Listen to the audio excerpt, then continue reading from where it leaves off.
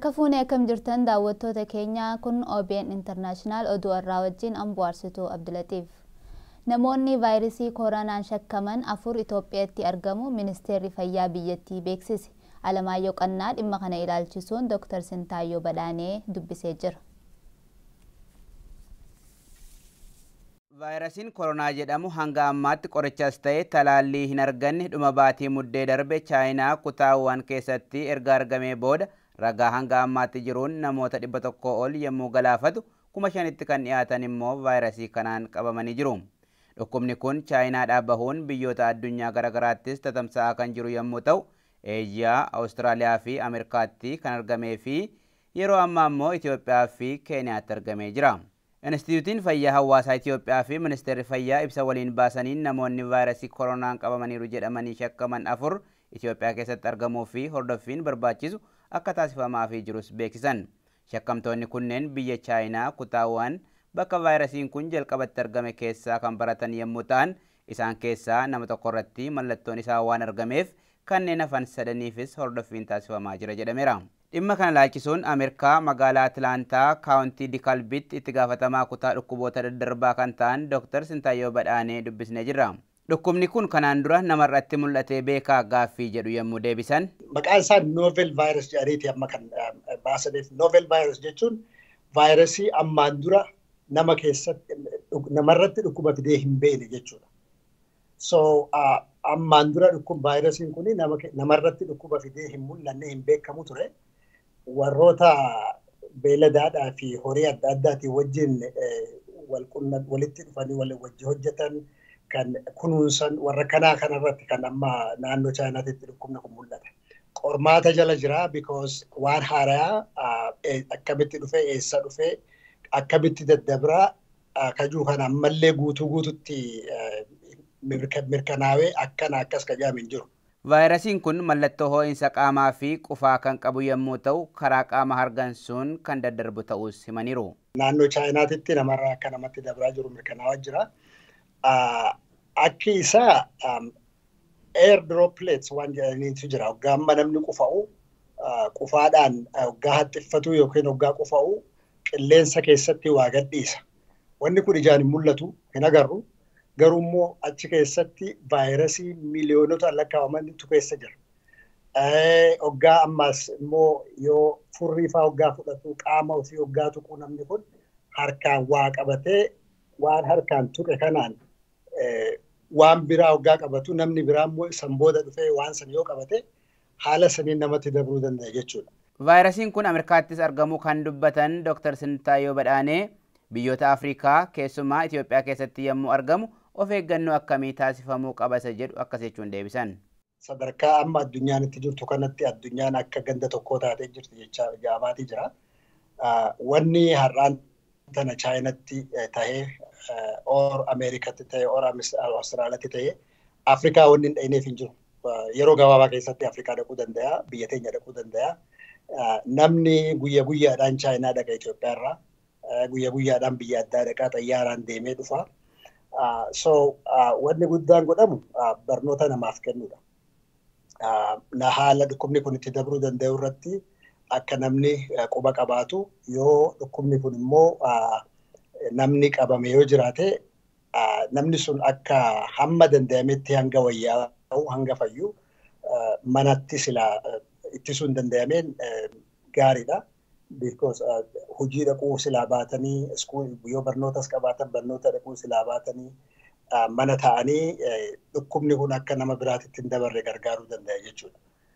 Wanni guddaan godhuu qaban maali? Namoota xayyaaraan deeman nama biyya alaa dhaqanii dhufan kana yoo dhukkubni akkanaa kun laayidaadhii fi qufaan akka guyyaa 14 keessatti kan itti dhufu taate immediately haakima dhaqanii if ilaalanii waan bakka dhaqanii dhufanis haakimatti himuun barbaachisaadha. Jijjiiramni siyaasaa Itoophiyaa keessatti dhufaa jiru akka milkaa'uuf jaarmiyaalee Oromoo gidduutti wal hubannaan jiraachuu akka qabu hayyuun siyaasaa obbo Leencoo Lataa himan. Gaaddisni hoggansa Oromoo kanarratti hojjechuu akka qabu dhaamanii jiru. Akaaluu Baqqalaa dabalata qaba. Haala yeroo biyyaa ilaalchisuun OBN hayyuu siyaasa Oromoo obbo Leencoo Lataa faana turtii taasisee jira. Obbo Leencoon hiriirri wallaqaa waan jiruuf wanti waggaa 50 duraa fi yeroo ce'umsaa akka nutti hin deebine sodaan qaba jedhan. Mootummaan jira, farri mootummaa jira, ka jijjiirama barbaadu jira, ka jijjiirama barbaadne adda bahee hiriira galee wal falmaa amma garuu wallaqee jira. Wallaquun kun dhama'iinsa amma mul'atuuf sababa guddaa ta'ee jira ka jedhuun qaba. Rakkoolee mudataniif falakaa'uuf dhaabbileen Oromoo irraa gaheen olaanaa akka eegamus dubbatan. Murteessaan Oromiyaadha. Yoo Oromiyaan tasgabbaa'ee ka biraan tasgabbaa'a.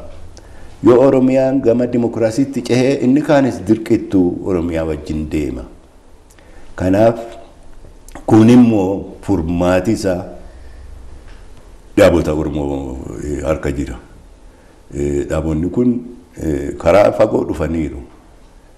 Ji'a baay'ee wal mari'atanii ejjennaa waloo lafa kaa'anii seera naamusaa lafa kaa'atanii garuu hojiirra oolchaa hin jiran.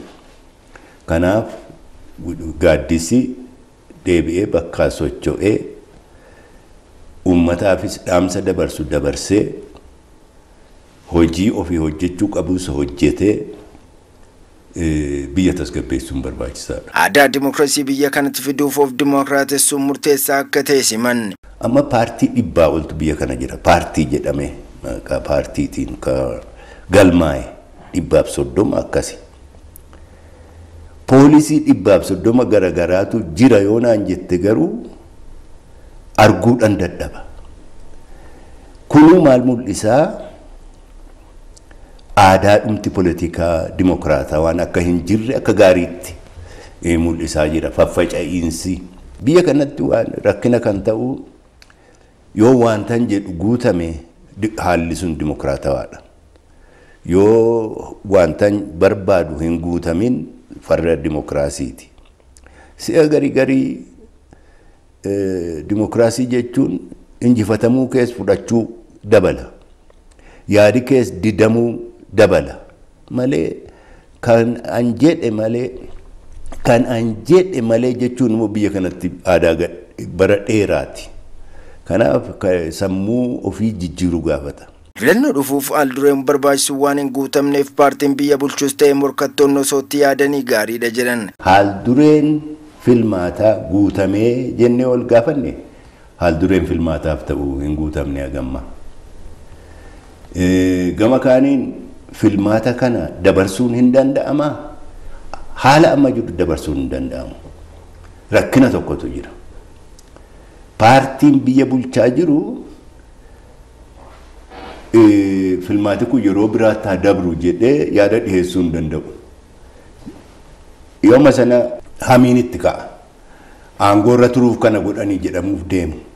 Kanaaf isaan yeroo jedhametti seerri kabajamee deemuu qaba jechuu dirqama isaaniiti. Filmaata biraas hin qaban. Gama kaaniin mormitoonni immoo wal ta'anii filmaata kanaaf haaldureen gahaameen qophoofne yeroo biraatti nuuf dabru jechuuf immoo hin sodaatu. Wannuma isaaniifaa sodaatu hordoftootuma isaanii. Kabaasu silaa isa mormitoota irraa dhufuu qaba. Egaan daawwattoota keenya oduun har'aaf qabannee dhiyaanne kanuma gama keenyaan nagaatti.